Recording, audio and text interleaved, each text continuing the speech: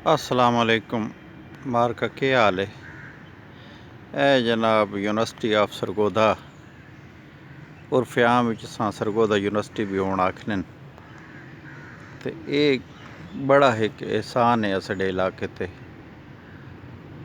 किस ज़माने यानी यूनिवर्सिटी बनने तो पहले गवर्नमेंट कॉलेज सरगोदा होना है ते ये बड़ा इसका नां आया और लोगों का एक ख्वाब होना है इत्थे दाखला हासिल करना।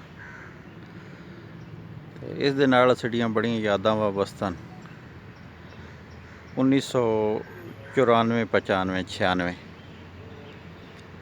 अगरचे मैं इत्थे नहीं उस वेले गवर्नमेंट कॉलेज ही होना है ते मैंडा एक संगी नासिर हुसैन अजकल अलामा इकबाल ओपन यूनिवर्सिटी कई वड्डे ओहदे ते होना वो इत्थे होना है ते उसा मिलन अक्सर आने राने। साढ़ा कामर्स कॉलेज सरगोदा है वो फैसलाबाद रोड ते वे उहदी भी अपनी शान है। वो भी चूँकि बड़े वड्डे इलाके दे विच हिक्का कॉलेज है ते इन्हां दोवां कॉलेजां दे विच दाखला हो वजना बड़ी वड्डी खुशकिस्मती होनी।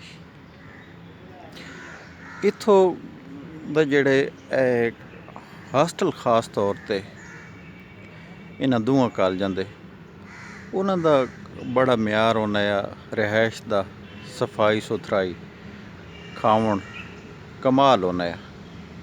इहदा तो थोड़ा जिहा हास्टल के लिहाज नाल कमज़ोर है तो साडा खैर बहु बुलंद है तो साइज़ के लिहाज नाल ते शोबियां के लिहाज नाल ये गवर्नमेंट कॉलेज बहु वड्डा है साडा कॉलेज निक्का है। जाहिर है वो कामर्स कॉलेज है उहदे शोबे उन्ने ही है जिहड़े कामर्स के मुतलक होने तो इस दे नाल साड़ियां जिहड़ियां यादां वाबस्ता न उन्हां दे विचों ये वे भाई साडे कुछ परचे भी इत्थे थी है डिग्री दे। मैं हुण ये याद नहीं भाई पार्ट 1 दे है यानी 13वीं दे है या पार्ट 2 यानी 14वीं दे ये हुण मैं सही याद नहीं आना पिया। तो हॉस्टलों दे विच अजकल उस्मान साहब न कुरडी देन DSP न उन्होंने डॉक्टर फारूक साहब होने डॉक्टर फारूक अजकल मेरा ख्याल है फैसलाबाद ज़रई यूनिवर्सिटी दे कोई कई डिपार्टमेंट दे हैड न। डॉक्टर सरवर साहब दे निक्के भरा वन असी मैट्रिक दे जमाती हैं वत उन गालबन हाँ वो भी ग्रैजुएशन इत्थे है। तो इस कॉलेज का जोड़ा सारे तो ज़्यादा याद आने वाला तो जी शख्सियत है वो हाफिज़ खिज़र आयात फरूका साहब है। उन्हों का तल्लुक बेसिकली आया साहिवाल दे नाल ते यह जोड़ा अपना साहिवाल है सरगोदे का निक्का साहिवाल जिस आखने सियाल शरीफ के कोल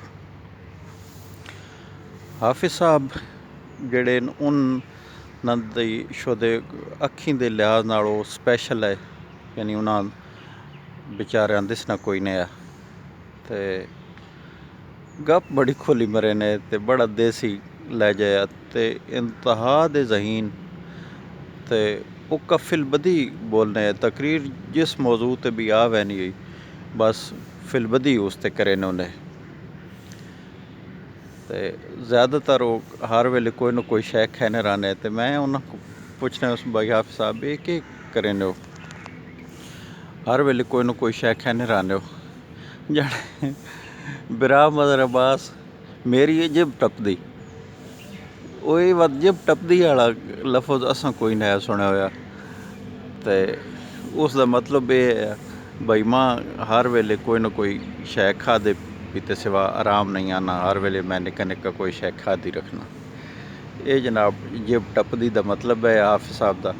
हुण अजकल गवर्नमेंट सैक्टर न उस्ताद न